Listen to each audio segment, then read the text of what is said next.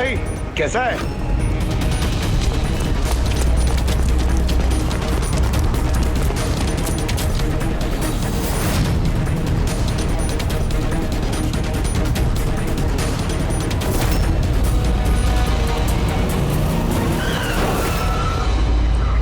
Sir मैं सब सच बता रहा हूँ। मैंने तो जो कुछ किया उस फोन कॉल की वजह से किया था, जो बकुल सर के बंगले से आया था। किसने फोन किया था बकुल के बंगले से? मैंने उसे कभी देखा नहीं है, सिर्फ उसकी आवाज सुनी थी। औरत ही आदमी? सर कभी कभी तो औरत की आवाज में फोन आता था और कभी आदमी की आवाज में। सर ये जो कोई भी है ना, ये बकुल के घर वाला ही। हाँ, मगर तूने ये सब किया क्यों? कोई फोन पे कुछ भी बोल देगा तू कर देगा? हा? सर मुझे लालच दिया गया था सर कि मेरे 5 लाख के कर्जे को चुका दिया जाएगा अगर मैंने उनकी बात मानी तो। सर मैं लालच में आ गया था, मगर मैंने कोई खून नहीं किया सर। मैंने तो सिर्फ लाश को टिकाने लगाया था सर। लाश कहाँ?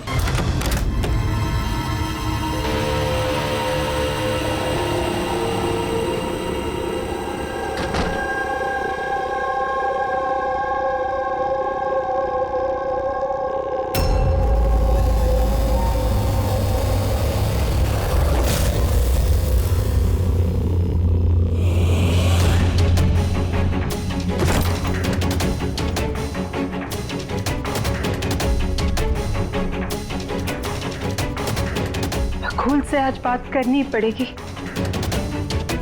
चाहे कुछ भी हो। बकुल से बात करनी ही पड़ेगी।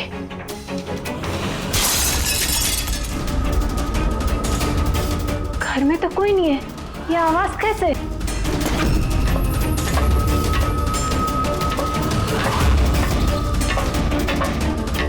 कीर्ति, बकुल, तो कुछ बोलता क्यों नहीं है?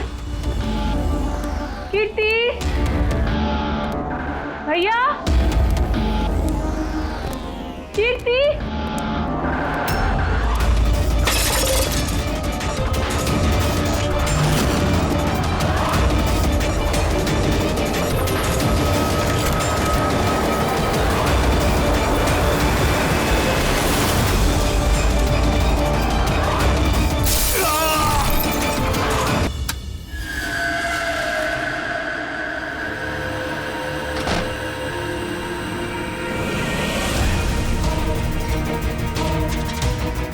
भैया का सूटकेस?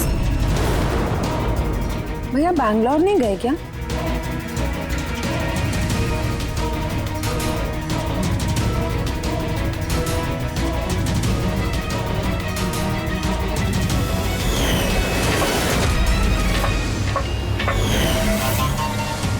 भाभी भी वापस आ गई।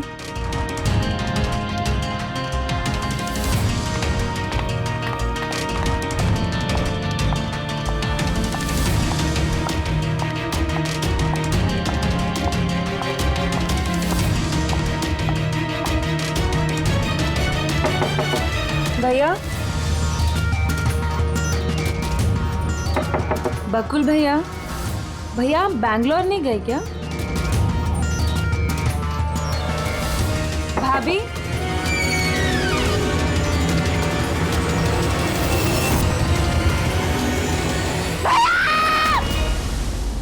देखो कीर्ति, ये खून का मामला है। एक बार फिर से सोच लो, क्या तुमने जो कुछ भी कहा वो सच है?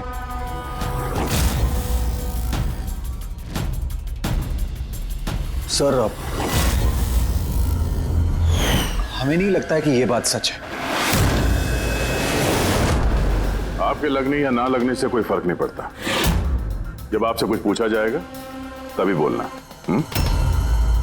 हो सकता है ये सच बोल रही हो, क्या पता। मैं पागल नहीं हूँ, मैं होश में हूँ। मैं कह रही हूँ ना आपको कि आशिका भाभी ने खुद ही बोला है कि उन्होंने बकुल भैया का खून किया है। सिर्फ मार दिया ये कहने से साबित नहीं हो जाता कि उसी ने बकुल को मारा है। ये भी हो सकता है कि वो कुछ और बोलना चाहती है। हाँ?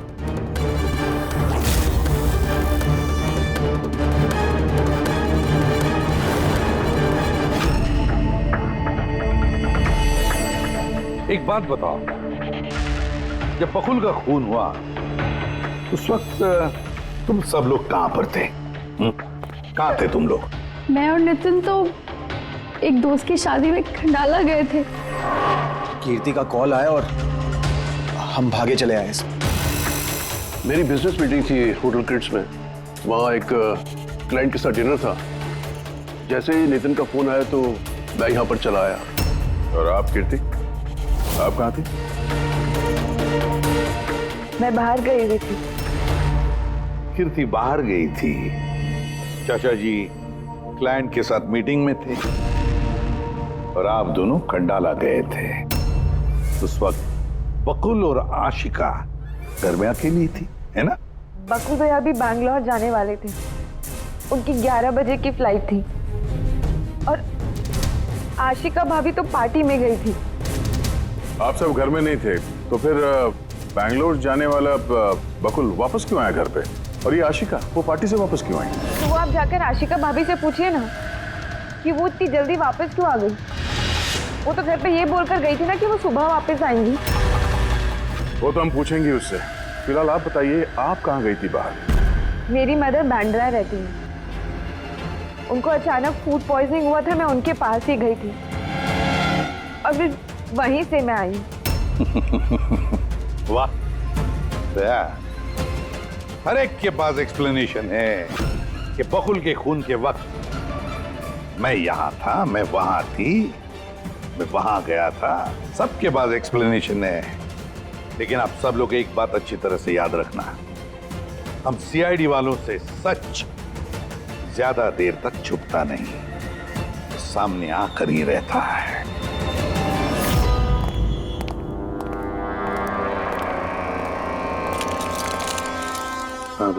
कांच के टुकड़े घुसे हुए थे।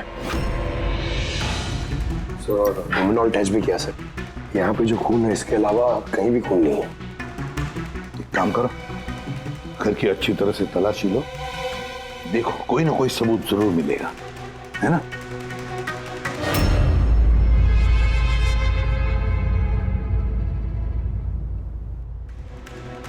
ये बताया सर, इनका कहना है कि इन्हें कुछ भी याद नहीं। कुछ भी याद नहीं? आशिका, तुम्हें याद आ रहा है तुमने कीर्ति को होश में आने के बाद कुछ बताया था? याद करो। मुझे कुछ याद नहीं आ रहा। याद करने की कोशिश करो। कीर्ति कह रही थी कि बकुल का खून तुमने किया, ऐसा तुमने खुद उसको बताया। कीर्ति इल्जाम लगा रही है मेरे पे। बकुल को मैंने नहीं मारा।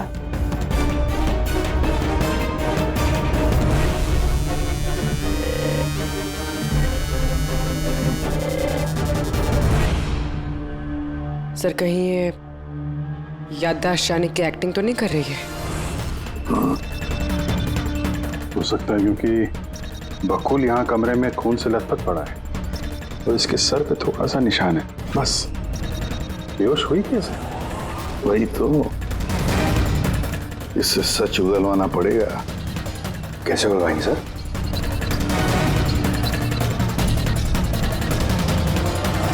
सच उगलवाएंगे नार्को टेस्ट से।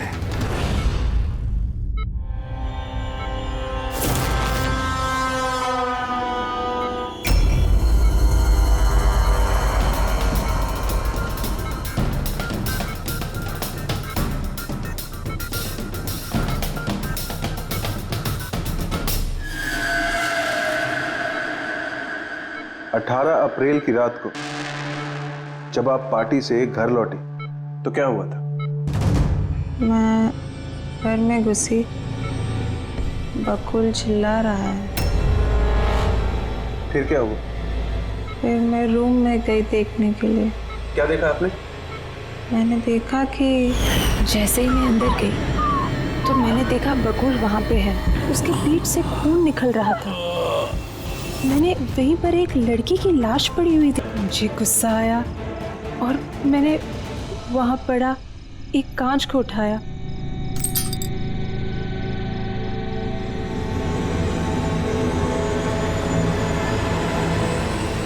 और बकुल को मार दिया। तभी मुझे मेरी गर्दन पे प्रेशर महसूस हुआ। मैं बेहोश होने लगी। बेहोश होने से पहले मैंने दरवाजे पे एक फिगर को देखा जिसने ऑरेंज फ्लोरेसेंट जैकेट पहन रखी थी। आदमी था या औरत थी? आदमी। ओके, फिर क्या किया उसने? वो मेरे पास आ रहा है, शायद मुझे मारना चाहता है। अच्छा आशिका, तुमने वहाँ किसी औरत की लाश को देखा था? हाँ, देखा था। औरत की लाश? वहां पर तो हमें किसी औरत की लाश नहीं मिली। हम तो बकुल के मर्डर की जांच कर रहे हैं। अब ये नया केस कहाँ से आ गया? कौन सी औरत की लाश है? कौन थी वो औरत? मुझे याद नहीं, सब धुंधला दिख रहा है। ये कहीं ये हमें गुमराह तो नहीं कर रही? समझ में नहीं आ रहा है ये किस औरत की बात कर रही है, किस औरत की लाश की बात। आशिका, तुमने बकुल को क्यों मारा? क्यों मारा बकुल को? ठीक ही हुआ कि वो मर गया। वैसे ही जिंदा रहता तो मैं सड़कों पे धक्के खाती। क्यों? सड़कों पे धक्के क्यों खाते? बदचलन साबित करना चाहता था, तलाक चाहता था मेरे से। अच्छा, वो मरी हुई औरत, वो कौन थी?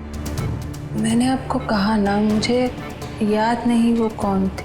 देखो आशिका, हमें वहां पर किसी भी औरत की लाश नहीं मिली। तो फिर कहाँ गई होगी वो लाश? मुझे जब होश आया वो लाश वहां से जा चुकी थी। और वो फ्लोरेसेंट ऑरेंज कलर का जैकेट पहना हुआ आदमी?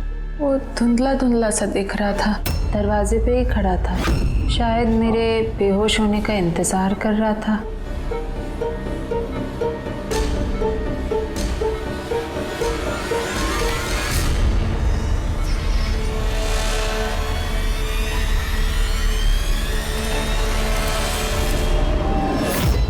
अभी तो आशिका वही बोल रही है जो उसे अच्छा लगता है, मगर टेस्ट में उसने सब कुछ सच सच बोला है। Thank you sir. अगर इसने नार्को टेस्ट में सच बोला है तो हमें उस मरी हुई औरत के बारे में पता करना पड़ेगा। लगता है क्राइम सीन पर दोबारा जाना पड़ेगा। अच्छी तरह से फिर से चेक करते हैं, कोई ना कोई सबूत तो मिलेगा ही मिलेगा। सर, ये मशीन कोई स्पेशल मशीन है? ये मशीन छोटे से छोटा सबूत ढूंढने में भी सक्षम है, जैसे कि माइक्रोब्स जो अक्सर धूल में मिल जाते हैं। और ये जो मशीन है ना, ये इस कमरे में छोटा से छोटा जो डस्ट पार्टिकल होगा ना, छोटे से छोटा, उससे उस जैकेट वाले आदमी का पता बता देगी जो इस कमरे में मौजूद था। बहुत बढ़िया।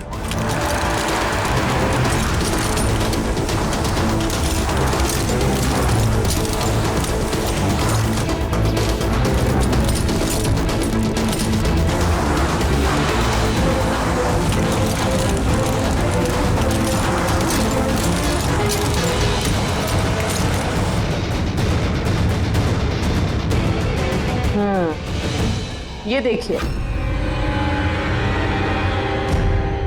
जो हमारी नजरों से बच गया वो इस मशीन ने ढूंढ निकाला।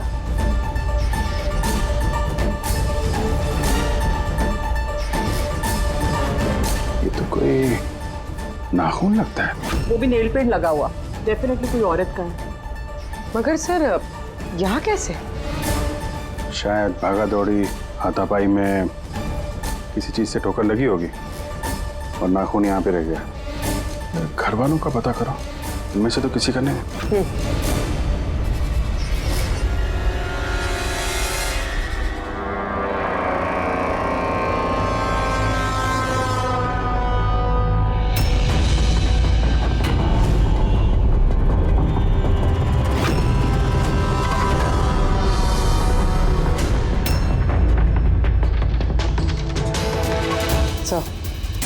यहाँ? पर घर में तो किसी का भी नहीं है। शायद उस औरत का होगा जिसकी लाश आशिका ने देखी थी। लगता तो ऐसा ही है।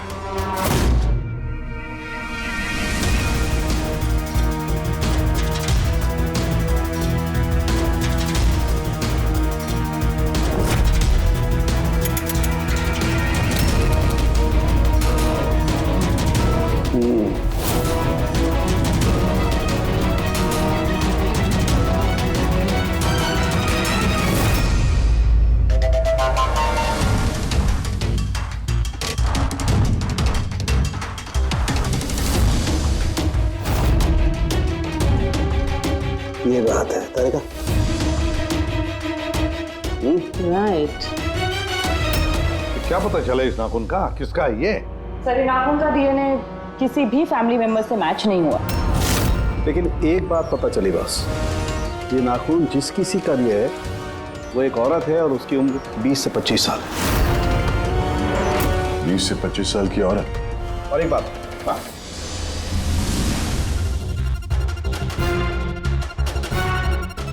ये जो बारीक बारीक सफेद सफेद कण देख रहे हो ना, ये high percentage of high and है। नाखून में सुनिए, कोई औरत ड्रग एडिक्ट भी है? हाँ, घर परिवार की नहीं, बाहर की है। सर, कोई बाहर वाली वहां पे आई है तो किसी कार, ऑटो, टैक्सी वगैरह ही किया होगा। हाँ, पता लगाना पड़ेगा रिक्शा वालों से, टैक्सी वालों से कि क्या उनमें से किसी ने उसे घर पर छोड़ा है क्या। सर, वो आशिका बता रही थी कोई फ्लोरोसेंट ऑरेंज कलर की जैकेट पहने हुए आदमी था वहां पे। बेहोश होने से पहले मैंने दरवाजे पे एक फिगर को देखा जिसने ऑरेंज फ्लोरेसेंट जैकेट पहन रखी थी। वो कौन है, कहाँ से आया, कहाँ गायब हो गया, उसके बारे में भी पता लगाना पड़ेगा। और सर, जितने ड्रग पेडलर्स हैं उनसे भी पता करना पड़ेगा कि कितनी औरतें ये हाई एंड लेती हैं। अभिजीत, एक काम करो, रिक्शा वालों से, टैक्सी वालों से पता लगाओ क्या किसी ने इस औरत को घर पर छोड़ा था क्या, और मिसिंग पर्सन रिपोर्ट भी चेक करो। और दया, जाओ शहर में जितने भी ड्रग पेडलर्स हैं ना, सबसे जाकर पूछताछ करो। देखो क्या वो किसी ऐसी औरत को जानते हैं जो हाई क्वालिटी इस्तेमाल करती है, और हम जाकर उन घर वालों से मिलते हैं, देखते हैं क्या कर रहे थे, कहाँ गए थे इस हादसे के वक्त।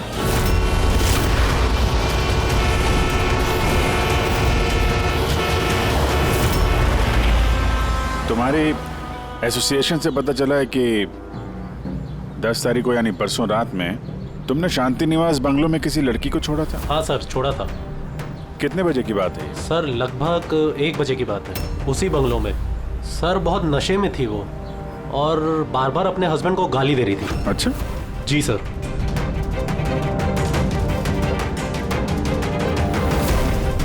ये लड़की थी वो? हाँ सर, यही थी वो। वहाँ बंगलो के आसपास कुछ गड़बड़ लगी क्या? नहीं सर, गड़बड़ तो कुछ नहीं लगी, सब कुछ नॉर्मल ही था। और एक कार खड़ी थी, एक बाइक, और सर एक गार्बेज वैन भी था। Garbage van? जी sir. Sir sir sir sir sir sir, मैं भी एक लड़की को परसों शांति निवास बंगलो के बाजू में छोड़ा था। कितने बजे? सर, यही कोई 12:30 बजे के आसपास। और तुमने 1 बजे छोड़ा था? जी सर। ये लड़की थी वो? नहीं नहीं सर, ये लड़की नहीं थी। तो इसको तुमने 1 बजे छोड़ा और 12:30 बजे जिस लड़की को छोड़ा था उसको दोबारा देखोगे तो पहचान जाओगे? एकदम सर, बरोबर पहचान लेगा। गुड। सुनो, तुम लोगों से जो भी सवाल पूछा जाएगा उसका सही सही जवाब चाहिए। जरा सा भी झूठ बोला ना तो बड़ी मुसीबत खड़ी हो जाएगी, समझे? सर, झूठ बोल के जान आफत में नहीं डालनी हमें। तो फिर बताओ, जिस दिन बकुल का खून हुआ उस दिन क्या चेतन तुम्हारे होटल में था? जी सर, वो होटल में थे और उन्होंने सारा समय क्लाइंट के साथ बिताया। उन्होंने क्लाइंट के साथ डिनर भी किया। अच्छा, तो ठीक है, क्लाइंट के सारे डिटेल्स चाहिए हमें, और उस दिन का सीसीटीवी फुटेज भी। शीना, कीर्ति की माँ को फूड पॉइजनिंग क्यों हुई? खाने में क्या मिलाया था? मैंने तो कुछ भी नहीं मिलाया था।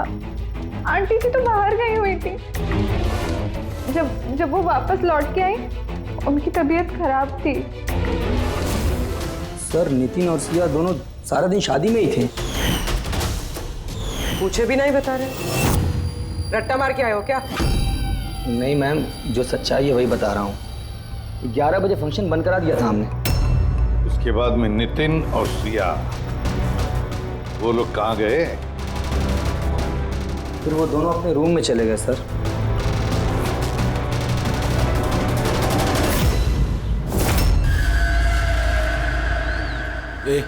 ये माल किधर मिलेगा?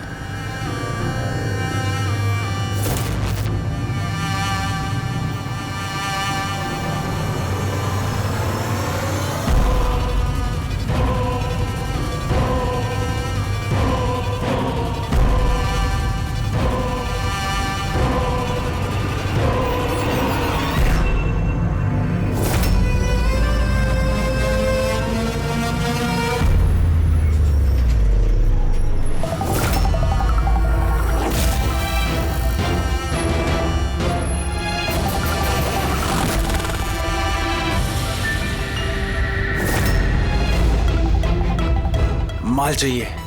मिलेगा। कितना चाहिए और पेमेंट कैसे करेगा? पेमेंट माल इस्तेमाल करने के बाद। माल इस्तेमाल करने के बाद भागने के बारे में ना सोचना भी मत। मेरे पास हर एक क्लाइंट की ना कुंडली है, कुंडली, और उस कुंडली में लिखा है कि मेरा क्लाइंट ओवरडोज से मरेगा। मगर तेरी कुंडली में लिखा है जेल जाना। उन सब औरतों के फोन नंबर चाहिए हमें जिन्हें तुम ट्राई करते हो। जल्दी लाओ।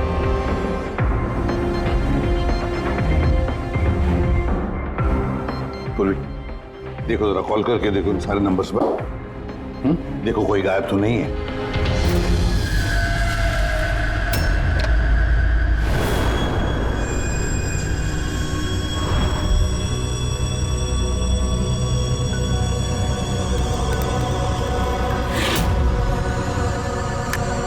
हेलो। हाँ जी, मैं सोनारिका से बात कर सकती हूँ? देखिए मैम, सोनारिका जो है 2 दिन से यहाँ काम पर नहीं आ रही है। क्या? और जिसकी वजह से हम लोग भी परेशान हैं। 2 दिन से? ठीक, thank you. Sir, sir diary में जो फोटोज थी उनमें से ये वाली लड़की गायब है। इसका नाम सोनारिका है और ये एक बार में काम करती है। 2 दिनों से गायब है।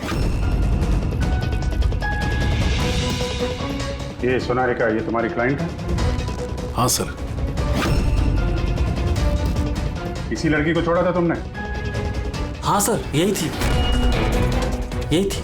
आशिका ने इसी को देखा होगा। उनके परिवार वालों को अंदर देख रहा हूं। जरा ध्यान से देखिए ये फोटो। ये वो लड़की है जिसकी लाश आपके घर से मिली थी। आप लोग जानते हैं सर? हाँ? नहीं सर। मैंने देखा है इसे बकुल भैया के साथ 2 महीने पहले। बकुल भैया के साथ 2 महीने पहले? कहां पर देखा था? एक होटल के बाहर, और भैया ने कहा कि ये उनकी क्लाइंट है। अच्छा, एक ड्रग एडिक्ट बार में काम करने वाली लड़की के साथ बकुल था और इनसे झूठ बोल रहा था कि क्लाइंट है। क्यों झूठ बोला उसने?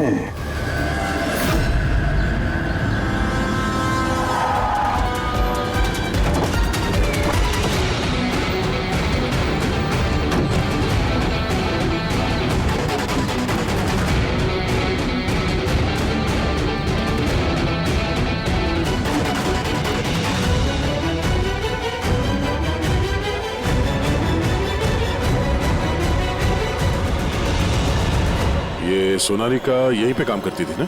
जी हाँ, यहीं काम करती है। आप लोग कौन? सीआईडी। सोनारिका का खून हो गया। क्या? इसीलिए वो 2 रात से यहाँ काम पर नहीं आ रही है। हाँ, मगर हमें उसकी लाश नहीं मिली है। और के साथ साथ ये बकुल नाम का आदमी है, इसका भी खून हुआ। हम ये जानना चाहते हैं कि सोनारिका का इस बकुल के साथ क्या संबंध है? संबंध के बारे में तो नहीं पता, लेकिन हाँ, ये आदमी कभी कभी हमारे बारे में सोनारिका को लेने आता था। फिलहाल आपको इसके बारे में ज्यादा जानकारी तेजी ही दे सकती है साहब। ये तेजी कौन है? सर, ये है तेजी। तेजी, सोनालिका तुम्हारी दोस्त थी। ये बताओ कि इस आदमी के साथ सोनालिका का क्या संबंध है? सर, सोनालिका का बकुल के साथ अफेयर चल रहा था। बकुल उसके सारे रईसों वाले खर्चे उठाता था, पर उसको हमेशा बकुल से कुछ ना कुछ शिकायतें रहती थी। कैसी शिकायत रहती थी? वो कहती थी कि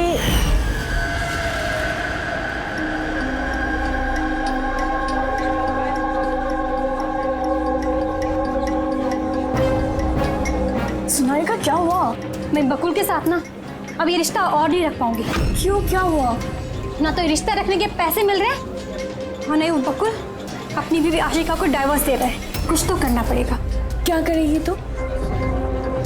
ब्लैकमेल। क्या? मैं उससे ब्लैकमेल करूंगी जिसने मुझे नाटक करने के लिए कहा है। तो कोई सोनालिका को पैसे दे रहा था बकुल के साथ प्यार का नाटक करने के लिए। मास्टरमाइंड कोई और ही है? हाँ, और उसी मास्टरमाइंड ने प्लान किया और इस सोनालिका और बकुल को मार दिया। और आशिका का वहां पर आना प्लान में शामिल नहीं था। समझ में नहीं आ रहा है कि ये बकुल अपनी फ्लाइट छोड़कर घर वापस क्यों आया। पर सर, अगर खूनी को बकुल की गर्लफ्रेंड को मारना ही था तो कहीं और भी मार सकता था। वहां घर पे क्यों क्यों किया? तो शायद खूनी को पहले से पता था कि बकुल के घर में कोई नहीं है, इसीलिए उसने धोखे से सोनालिका को वहां पे बुलाया और उसी समय बकुल और आशिका वहां पे पहुंच गए होंगे। ये हो सकता है। तो सर, लाश को घर से बाहर कहाँ लेके गए होंगे और कैसे? क्योंकि बकुल के घर की सारी गाड़ियां तो पहले से बाहर थी। खूनी अगर चाहता है तो क्या लाश के टुकड़े करके वो सूटकेस में भी ले जा सकता है, या फिर लाश के टुकड़े करके वो प्लास्टिक के थैलियों में भी डाल सकता है। कचरे की थैलियां हैं प्लास्टिक की। हाँ सर। एक कार खड़ी थी, एक बाइक, सर एक गार्बेज वैन भी था। क्या?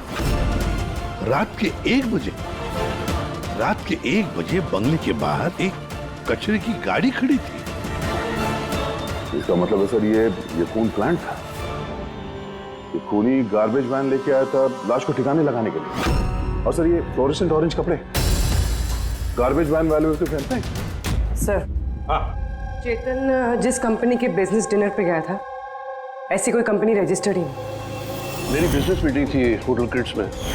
और कीर्ति की माँ ने बाहर कुछ भी नहीं कहा। मेरी मदर बांद्रा रहती है, उनको अचानक फूड पॉइजनिंग हुआ था, मैं उनके पास ही गई थी। फिर भी उसे फूड पॉइजनिंग हो गई।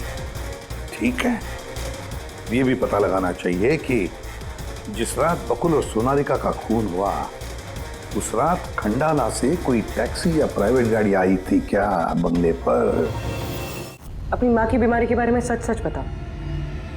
उनकी मेड शीना का कहना है कि उनकी जो भी हालत थी घर के खाने की वजह से नहीं हुई। हाँ, ये सच है। उन्होंने घर का खाना नहीं खाया था, बल्कि वो तो ये बता रही थी कि वो ड्राइवर के साथ बाहर गई थी और कार में उन्होंने कुछ दवाई खाई थी। दवाई खाई?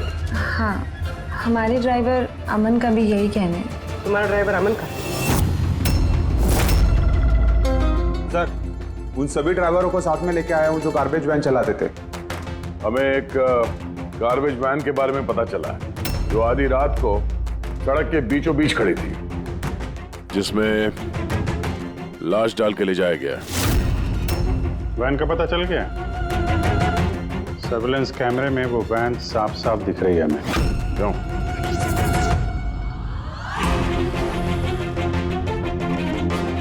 तुम हो ना उस वैन के ड्राइवर? नहीं सर, मुझे कुछ नहीं पता।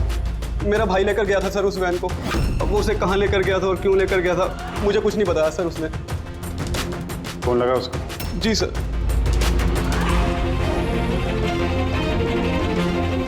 हेलो अमन, कहाँ है तू?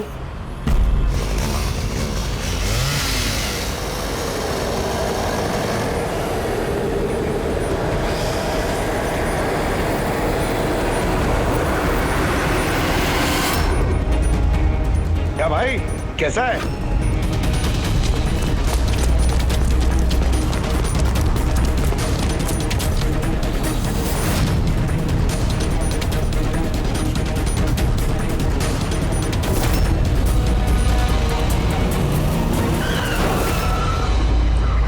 सर मैं सब सच बताता हूँ, मैंने तो जो कुछ किया उस फोन कॉल की वजह से किया था जो बकुल सर के बंगले से आया था। किसने फोन किया था बकुल के बंगले से? मैंने उसे कभी देखा नहीं है, सिर्फ उसकी आवाज सुनी थी।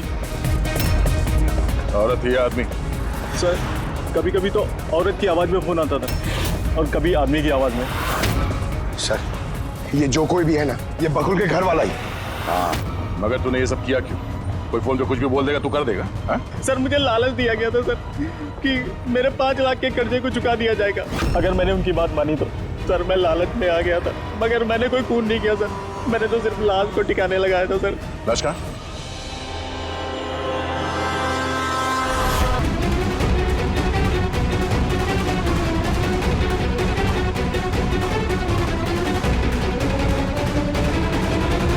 बॉस गला घोटा गया है, शायद इसी से इसकी मौत हुई है।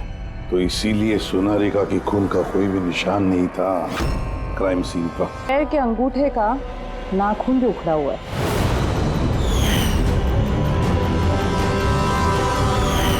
और सर ये क्या है, ये पीला पीला पार्टिकल? यही तो इस केस की सबसे अहम कड़ी है। चलिए खड़े हो जाइए सर, उठिए। और कितनी पूछताछ करेंगे आप लोग? सब कुछ तो बता दिया हमने। इस बार कोई पूछताछ नहीं होगी, आप सभी का नार्को टेस्ट होगा।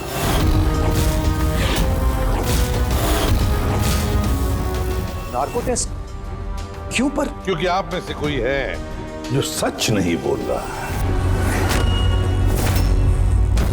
आपके पास कोर्ट की परमिशन है इस नार्को टेस्ट के लिए? जी हाँ, परमिशन के बिना हम कुछ नहीं करते।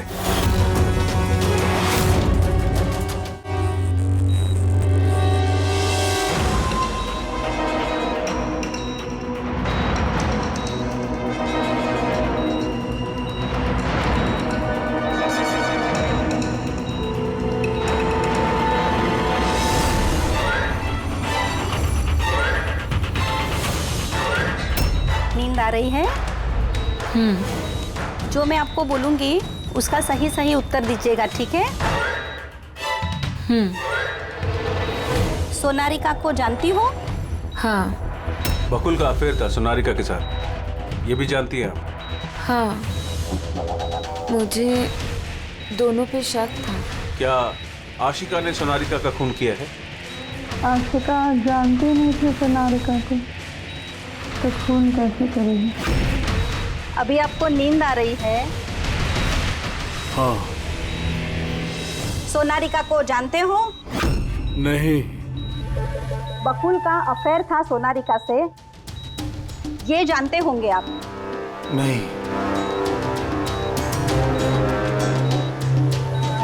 क्या आशिका ने सोनारिका का खून किया है?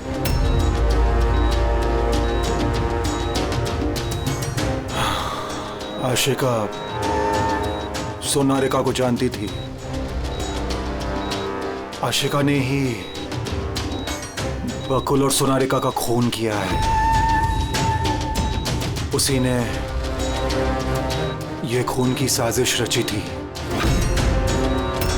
आशिका की हरकतें कुछ दिनों से काफी अजीब थी। ये बात मैंने बकुल को बताई थी। क्या हुआ सर? हुआ कुछ नहीं नितिन, सिर्फ इतना बताना था कि ट्रुथ सीरम के असर से इंसान सिर्फ उतना ही बताता है जितना उसे पूछा जाता है, ज्यादा कुछ नहीं बताता। अब बात यह है कि इंसान का दिमाग अपना मेमोरी शेयर करता है पर ओपिनियन नहीं देता, जैसे तुमने अभी दिया। अब सारी असलियत फटाफट बता दे, वरना असली वाला सीरम देना पड़ेगा तुझे। असली ट्रूथ सीरम मतलब ये कि हमने जो सीरम दिया था वो ट्रूथ सीरम नहीं था, ग्लूकोज का इंजेक्शन था। व्हाट? शक तो हमें तुम पे पहले से ही था, लेकिन सारी सच्चाई तुम्हारे मुंह से सुनना चाहते थे। नितिन, सब कुछ तुमने बड़ी सफाई से, बड़ी चालाकी से किया था, लेकिन सोनारिका के चेहरे पर जो हल्दी लगी थी ना, उसने तुम्हें पकड़वा दिया। वही हल्दी जो शादी के वक्त तुम्हारे हाथ में लगी थी। ये पीला पीला पार्टिकल दरअसल हल्दी है, और इस हल्दी में आटा और तेल भी मिला हुआ। आटा, तेल, हल्दी। चेहरे पे हल्दी नहीं है, सिर्फ यहाँ कदम के पास। कहाँ से आई होगी ये हल्दी? सर सिया बता रही थी कि वो लोग खंडाला गए थे शादी के लिए, और वहां पे हल्दी की रस्म में शामिल भी हुए थे वो लोग। बकुल 500 करोड़ का एम्पायर चला रहा था, वो एम्पायर जो मैंने सेटअप किया था, लेकिन वो मुझे ही उस एम्पायर से बेदखल करने की फिराक में था। तो फिर उससे बात करते थे, उससे समझाते थे। बात करने की कोशिश की थी सर, कई बार कोशिश की थी, लेकिन वो सुनता तब ना। भाई था वो मेरा, मैं नहीं मारना चाहता था उसे, लेकिन वो पूरा एम्पायर अपने नाम पे करवाना चाहता था। इसीलिए फिर मैंने भी एक प्लान बनाया। क्या प्लान बनाया? बकुल और आशिका के आए दिन झगड़े होते रहते थे। वो आशिका को छोड़ना चाहता था। मैंने सोनारिका को पैसों का लालच दिया और उससे कहा कि बकुल से झूठ मूठ का प्यार का नाटक करे, और एक दिन आगे जाके उससे शादी भी करे। दरअसल मैं सोनारिका के जरिए अपना एम्पायर हासिल करना चाहता था। मगर उसे क्यों मान दिया? वो तो तुम्हारा साथ दे रही थी शुरू में सर, लेकिन बाद में उसने मुझे ब्लैकमेल करना शुरू कर दिया। और इसलिए तुमने सोनारिका को धोखे से घर बुला लिया? हाँ सर। उस रात मैंने ऐसी सिचुएशन क्रिएट की जिससे कि सब लोग घर से बाहर रहे। मैं भी सिया के साथ खंडाला चला गया, और जैसे ही सिया ने दवाई ली और सो गई, मैं फौरन टैक्सी पकड़कर यहां आ गया और अमन को बुला लिया। सोनारिका के घर पहुंचते ही, देखो सोनारिका, मेरी बात समझने की कोशिश करो। अगर बीच रास्ते में तुमने मेरा साथ छोड़ दिया तो मेरा पूरा प्लान चौपट हो जाएगा। हो जाए प्लान चौपट, मुझे कोई फर्क नहीं पड़ता। और वैसे भी मुझे उस बकुल में कोई इंटरेस्ट नहीं है, और ना ही मैं उससे प्यार करती हूँ और ना ही मैं उससे शादी करना चाहती हूँ।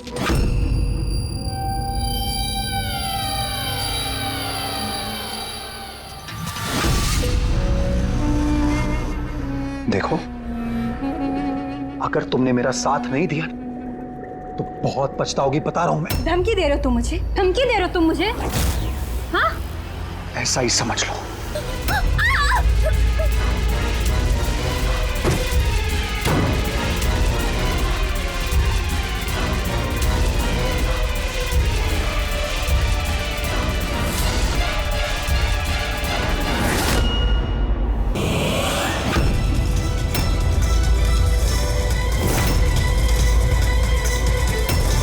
भैया बकुल, ये क्या किया आपने? ये सोनारिका मुझे फंसाना चाहती थी। मैं पुलिस को बुलाऊंगा। बकुल बकुल बकुल बकुल।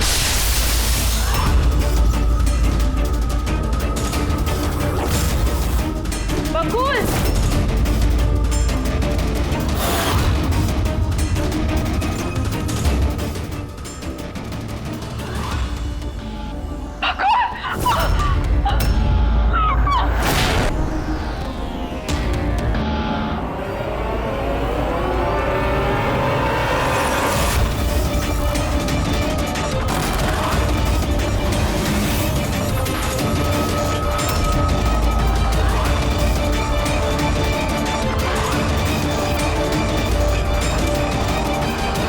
मैंने अमन को फोन पे पहले ही बता दिया था।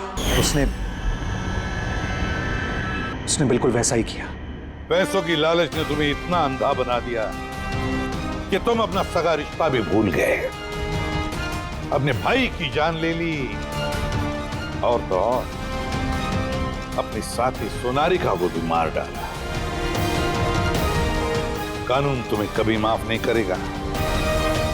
कड़ी से कड़ी सजा होगी, शायद फांसी।